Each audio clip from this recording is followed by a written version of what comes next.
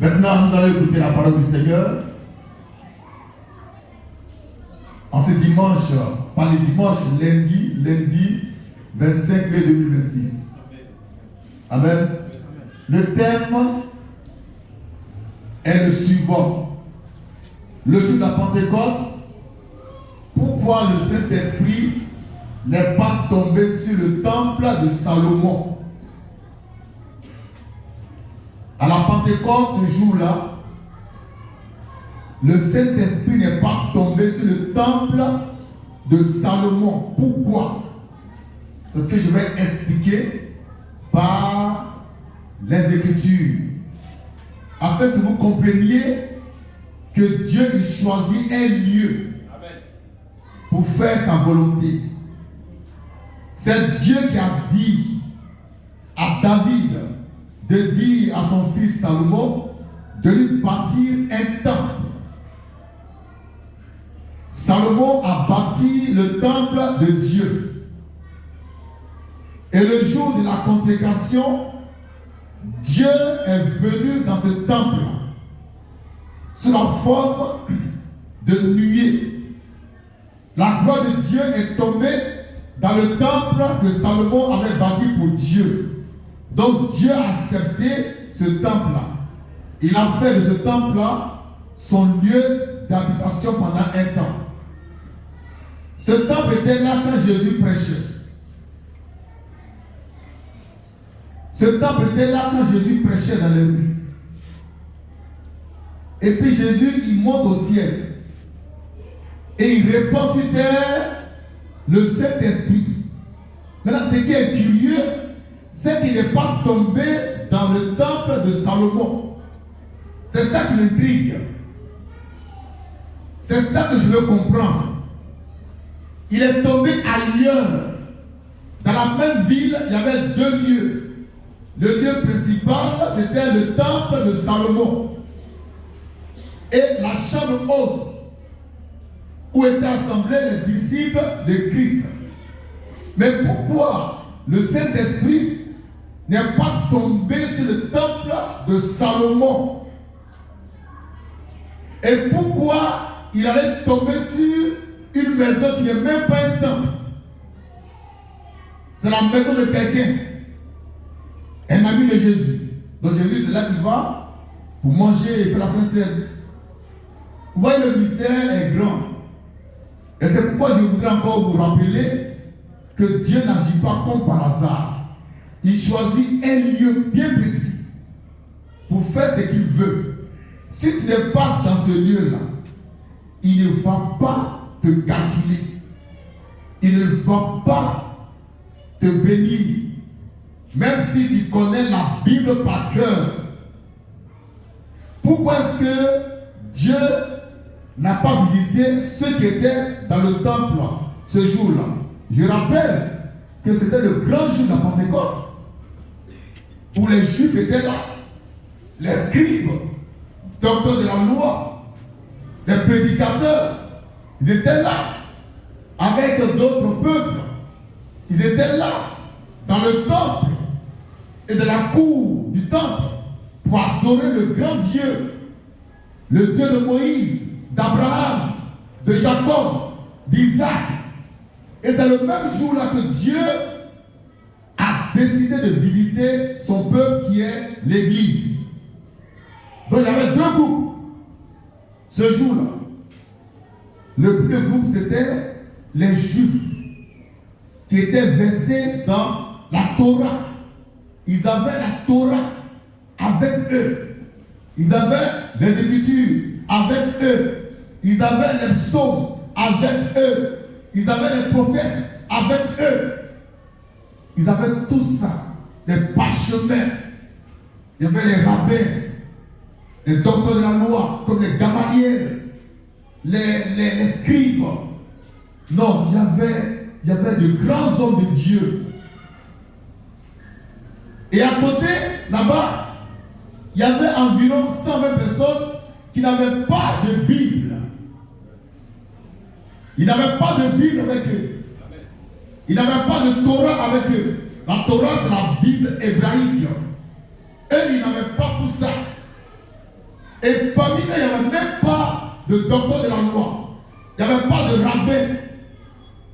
Il n'y avait pas de grand type.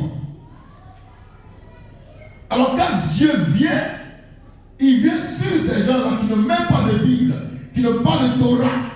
Et il laisse tomber ceux-là même qui sont les dépositaires des Écritures. Ceux qui enseignaient le peuple de Dieu dans ce temps-là. Les rabbins, docteurs de la loi, les scribes, les pharisiens, les sadducéens. Ils étaient tous là assemblés dans le temple de Salomon. Mais Dieu n'a pas calculé ces gens. Pourquoi? Moi je m'interroge. En principe, Dieu devrait les visiter de façon extraordinaire. Pourquoi? Parce qu'ils avaient les Écritures. Ils avaient la Bible hébraïque avec eux. Les prophètes, les psaumes. Et parmi eux, les plus grands docteurs de la loi, les plus grands prédicateurs. Tout le monde était là pour adorer le Dieu d'Abraham, de Moïse, de Jacob, d'Isaac, le grand Dieu. Ils ont ouvert les parchemins, ils récitaient le psaume. Et puis subitement, un grand bruit se fait entendre dans toute la ville. Imaginez un peu la scène. Quand le bruit a commencé à se faire entendre, un bruit comme le bruit d'un vent impétueux. Donc ceux qui étaient dans le tabernacle de Salomon, avec leur parchemin, leur Bible hébraïque, aussi ils ont entendu le bruit. Et quand les gens couraient pour aller vers la chambre haute, ils ont laissé leur parchemin. Ils ont laissé leur Bible pour aller voir ce qui se passe dehors. Dans le temps de Salomon, Jésus était vidé au moins à 90%. Parce qu'il se passait quelque chose de surnaturel, de bizarre, d'étrange. Et il se dépose vers la chambre haute qui n'était même pas le temple de Salomon. Une maison ordinaire, une maison simple. Mais c'est là-bas que Dieu a décidé d'envoyer son Saint-Esprit. Mais pourquoi Dieu n'a pas calculé les Juifs qui étaient dans le temple de Salomon? Parce que c'est ça qui m'intéresse, un grand temple. C'est parce que dans la chambre haute se trouvait un peuple qui avait reçu de Dieu par Jésus-Christ une promesse formelle.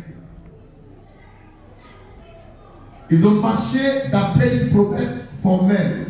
Ceux qui étaient dans le temple de Salomon n'avaient pas de promesse. Ils avaient seulement leur Bible hébraïque. Mais ceux qui étaient dans la chambre haute, les Pierre, les Jean, les Marie, ils avaient reçu une promesse de la part de Jésus-Christ dont ils attendaient l'accomplissement.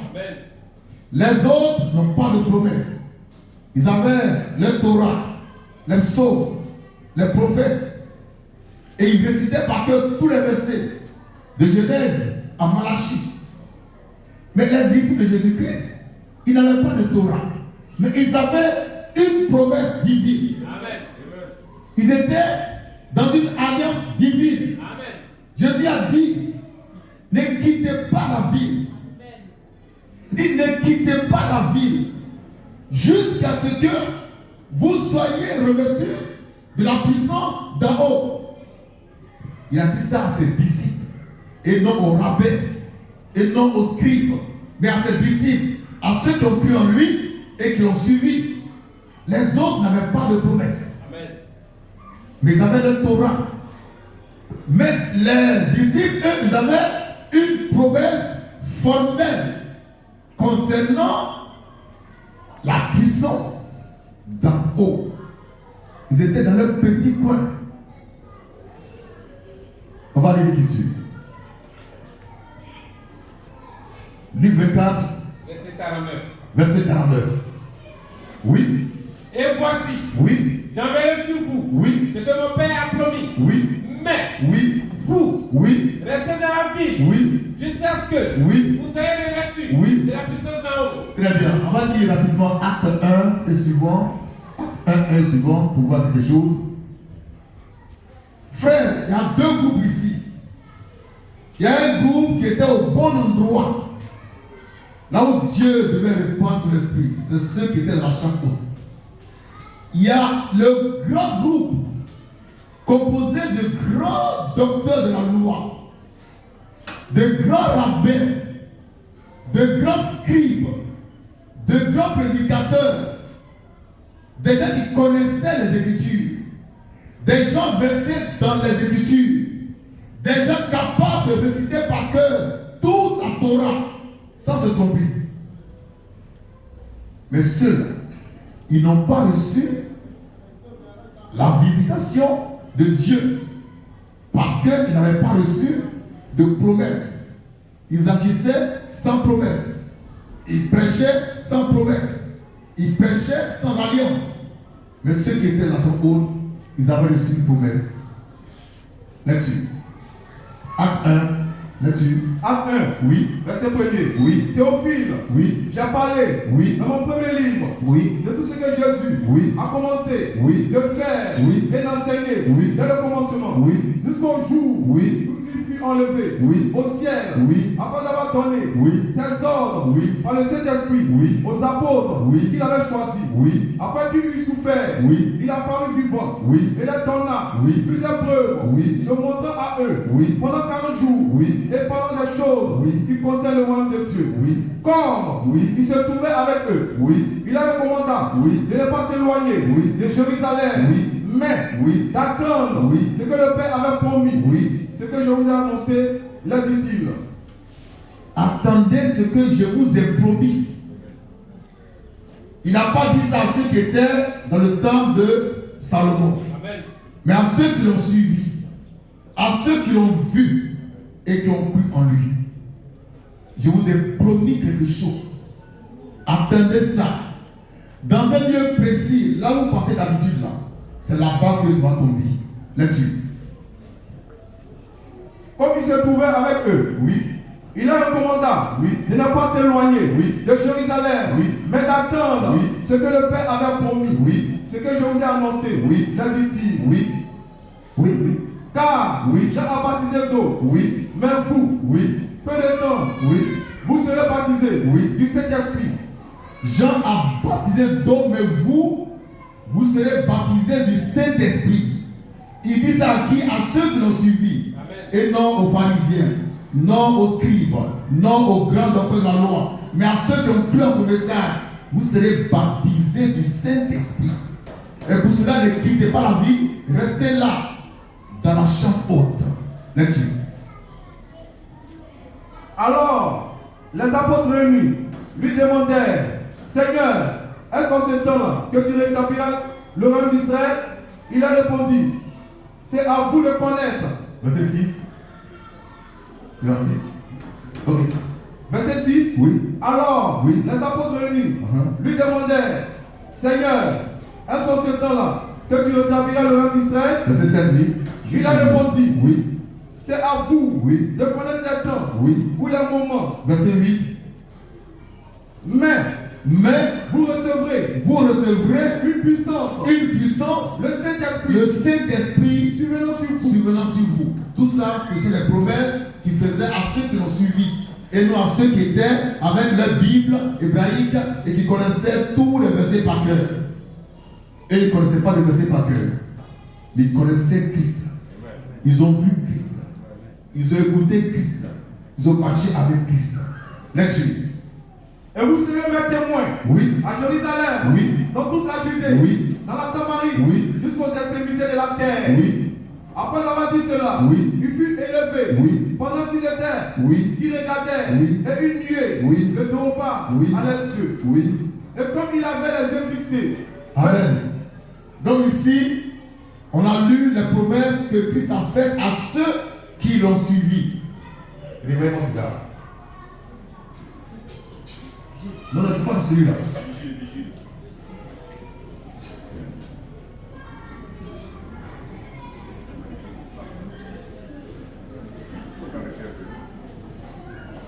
Il a quelle heure il dort ça? Donc Jésus-Christ a fait une promesse à ses disciples et non à ceux qui étaient dans le tabernacle de Salomon. Aujourd'hui, là, c'est la même chose. Le lieu qu'il a choisi pour envoyer l'Esprit de Dieu, c'était la chambre haute. Donc eux, les disciples, ils devaient être dans la chambre haute. Mais pendant que eux étaient là-bas, à côté, il y avait le grand temple de Salomon. Amen. Avec tous les docteurs de la loi, les grands prédicateurs, avec leur Torah, qui est la Bible hébraïque. Mais quand Dieu accomplissait sa promesse, il les a laissés de côté pour aller là où se trouvaient ceux qu'il a choisis, ceux qui l'ont vu. Maintenant, je vais préciser que les Juifs qui étaient dans le temple de Salomon, les docteurs de la loi aussi, ont vu Jésus, mais n'ont pas cru en lui. Amen. Les autres, ils ont vu et ils ont cru. Amen. C'est ça la différence. Et quand ils ont vu, ils ont cru, alors Jésus a accompli pour eux ce qu'il avait promis. Amen. Maintenant, qu'est-ce qu'il avait promis? On va lire ça rapidement. Jean 16, 7. Oui. Jean 16, Oui. verset 7. Oui. Cependant, Oui. je vous dis la vérité. Je vous dis la vérité. Il vous est avantageux Il vous est avantageux que je m'en aille. que je m'en aille.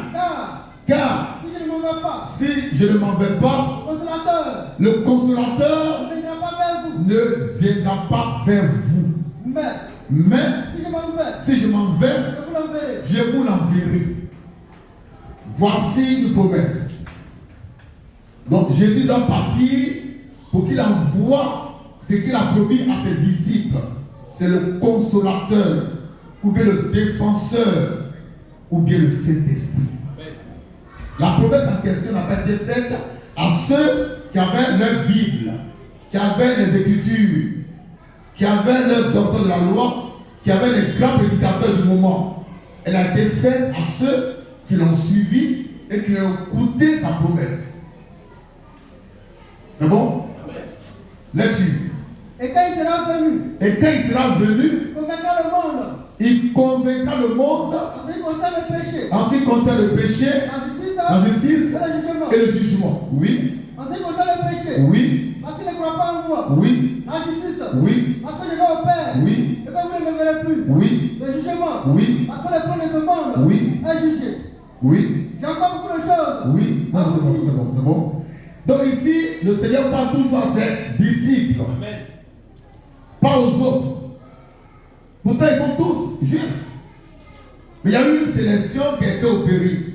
Ceux qui étaient avec Jésus, c'est ceux-là qui ont reçu la parole de la promesse. Et ceux-là qui devaient attendre l'accomplissement de la promesse dans un lieu précis, dans la chambre haute.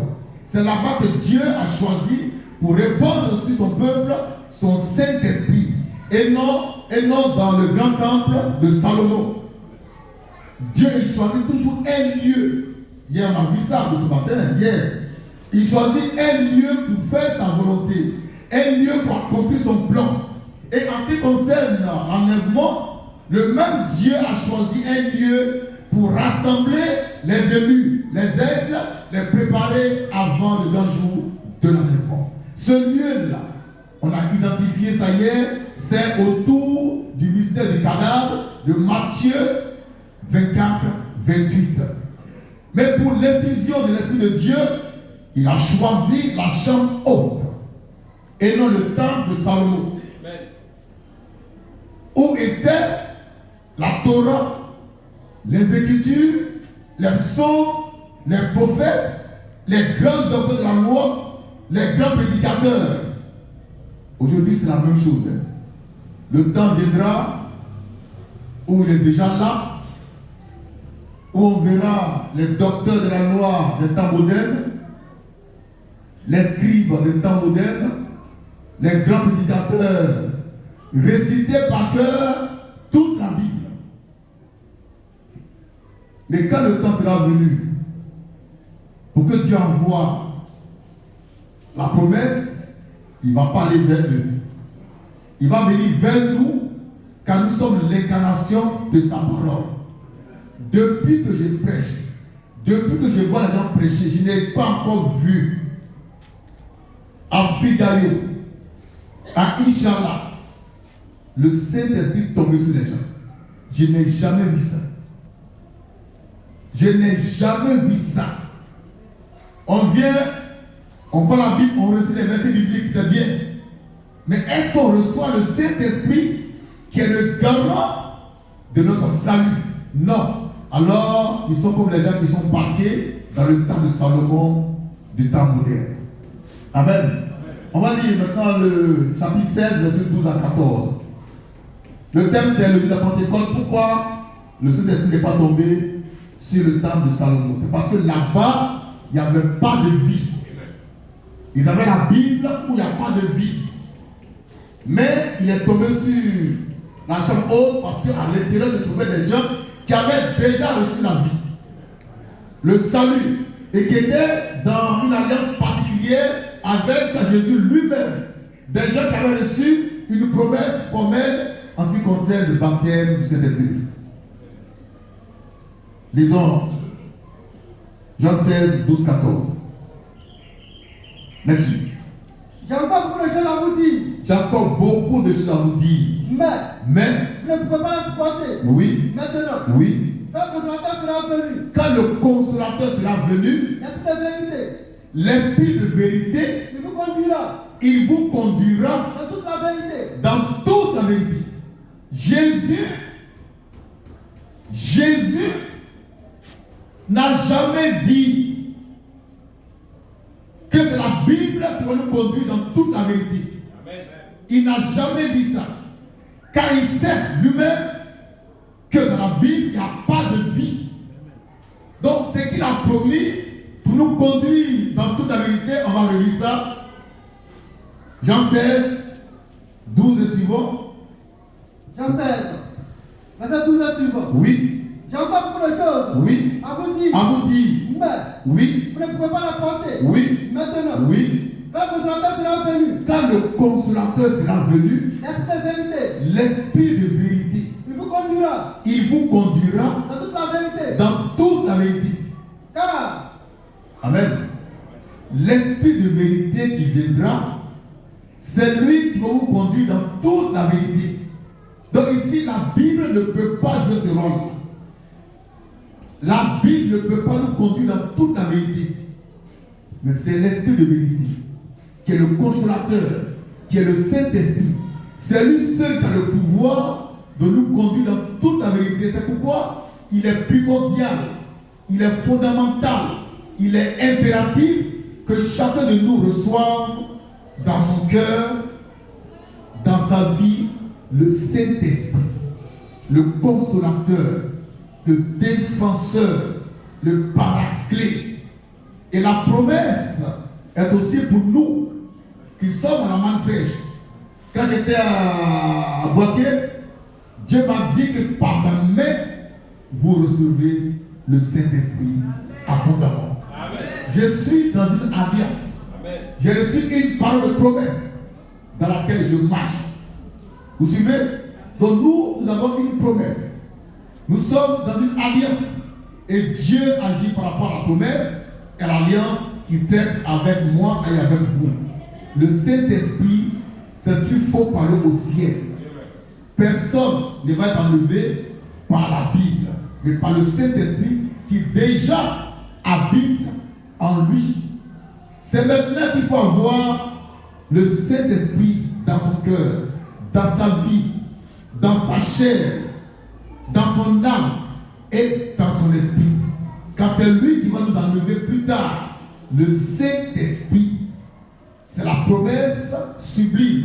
Le Saint-Esprit, Jésus n'a jamais dit qu'il enverra la Bible, mais le Saint-Esprit, et ceux qui étaient dans la chambre haute et qui ont reçu son esprit n'avaient pas de Bible. Je rappelle ça. Ils n'avaient pas de Bible là-bas. Ils n'avaient pas de Bible là-bas. Ils avaient simplement dans leur cœur les promesses que Christ a faites. Ce que Jésus leur a dit là, c'est ça qui était dans leur cœur. Et quand le temps est venu, il a accompli sa promesse. Dieu, il marche avec nous par promesse, par alliance. Donc si tu n'es pas dans sa promesse, tu peux être un grand savant de la Bible, il ne va pas te calculer. Soyons dans sa promesse, soyons dans sa parole et marchons dans l'alliance qu'il a conclue avec moi. Et moi, je vous engendrerai afin que vous marchiez dans sa lumière. Amen. Dieu il traite par alliance. Dans l'alliance, il y a des alliances. Il y a des niveaux d'alliance. Et la nouvelle alliance, dedans, il y a des alliances particulières. Amen. Que Dieu traite avec les individus de façon particulière. Et avec moi, je le dis, il a traité alliance avec moi. Amen. La main fraîche est une parole d'alliance. Amen. Et il m'a dit que par mes mains, les gens vont recevoir le Saint-Esprit. Amen. Ils vont expérimenter la puissance d'en haut. Amen. Et on a vu ça ici plusieurs fois. Amen. Et nous préparons encore le terrain parce qu'on doit monter encore en grade. Alléluia. Il faut qu'on soit rempli du Saint-Esprit jusqu'à toute la plénitude de la divinité. Vous savez ça? Il faut qu'on soit rempli du Saint-Esprit jusqu'à toute la plénitude de la divinité. C'est ça le point culminant de la manne fraîche. Et ça, c'est une promesse qui est basée sur une alliance que Jésus a traitée avec moi. Lecture. Car oui. il ne parlera pas de lui-même. Oui. Mais oui. il dira tout ce qu'il aura entendu. Oui. Et vous annoncera la chose à venir. Oui. Il me glorifiera. Oui. Parce qu'il prendra de ce qui est à moi. Oui. Et vous l'annoncera. Amen. Donc pourquoi est-ce que Dieu n'a pas répandu son esprit sur ceux qui étaient dans le temps de Salomon? C'est parce que ceux-là, ils n'avaient ni promesse divine, n'étaient pas dans l'alliance avec Christ, ils n'ont pas cru en Christ, ils croyaient en leur Bible. Comme aujourd'hui, c'était de grands rabbins, avec de grosses barbes, dans de grosses robes. Je ne sais pas si vous l'avez remarqué, depuis un certain temps, il y a un monsieur, il sort maintenant en robe noire, et il porte des gris noirs, sous forme de collier. Il dit, femme ne porte pas pantalon, mais lui il porte robe. Amen. Amen. Et quand il sort la Bible, il récite les versets bibliques. Mais on n'a jamais vu Dieu agir dans ce peuple, dans son peuple, dans son église. Pourquoi? Ils sont dans le temple de Salomon, Amen. Avec les Écritures. Nous sommes dans la chambre haute avec les promesses divines. Amen. Et chaque promesse va s'accomplir, car Dieu est toujours fidèle. Amen. Ce qu'il a dit là, c'est ce qu'il fait. Amen. Que son nom soit béni à jamais. Amen. On va relire pour terminer Luc 24, 49. Luc 24, 49. Oui. Luc 24, verset 49. Oui. Et voici. J'enverrai sur vous. J'enverrai sur vous. Ce que mon Père a promis. Ce que mon Père a promis. Mais vous. Restez dans la ville. Restez dans la ville. Jusqu'à ce que vous soyez revêtus de la puissance d'en haut. De la puissance d'en haut. La puissance d'en haut. Amen. Et de la puissance d'en bas. La puissance d'en haut et de la puissance de la Bible. Amen. La puissance d'en haut, ça vient d'en haut. Ça vient du ciel. Et ça tombe sur toi. Et quand ça tombe sur toi, tout ton corps est en feu. Tout ton corps est comme une flamme. Moi, je l'ai expérimenté. Je l'ai vu agir. Et je sais comment ça se passe.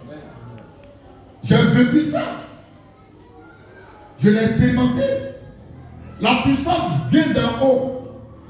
Et quand elle vient, tu ne peux pas dire que tu es garçon. Ton garçon va quitter là tout de suite. La puissance d'en haut, quand elle tombe sur toi là, mais tu vibres. Et en toi, c'est le feu. Et puis ta vie change. Amen. Ta vision de Dieu, ça change. Ton cœur change. Tes pensées tout en toi change. C'est la puissance d'en haut. On est revêtu de la puissance d'en haut. Ça veut dire quoi revêtu? Ça veut dire qu'on est couvert. Quand ça vient, ça te couvre. Tu es dedans. On appelle ça être baptisé. Tu es dedans. Tu es dans l'Esprit de Dieu, tu es dedans. Tu es caché en Christ. Mais tu es baptisé de son esprit. Tu es revêtu de sa présence, de sa gloire. Et tu deviens touchable. Le baptême de feu, c'est pas pour les enfants. L'onction qui vient d'en haut, c'est du feu. La puissance d'en haut, c'est du feu. C'est pas l'eau glacée. C'est du feu qui tombe sur toi. Et quand ça vient, tu sais que c'est le feu qui est là. La puissance d'en haut. La puissance d'en haut. Vous serez revêtus de la puissance d'en haut. Luc 3, 16. Vous serez revêtus de la puissance d'en haut. Jésus parle de puissance.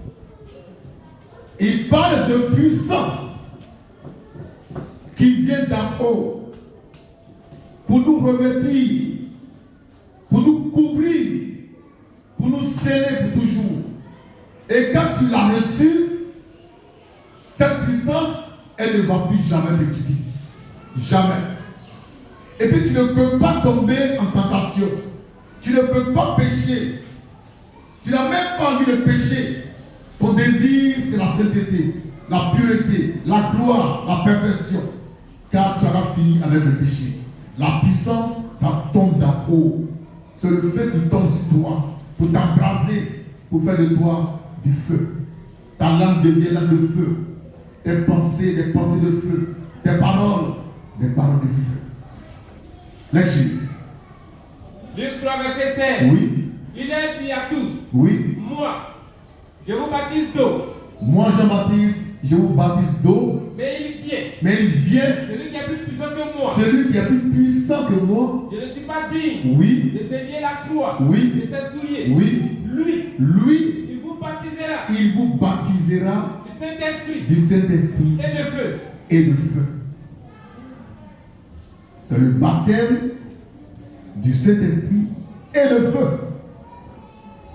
Ce n'est pas baptême du Saint-Esprit et de l'eau glacée. De feu. De feu. De feu.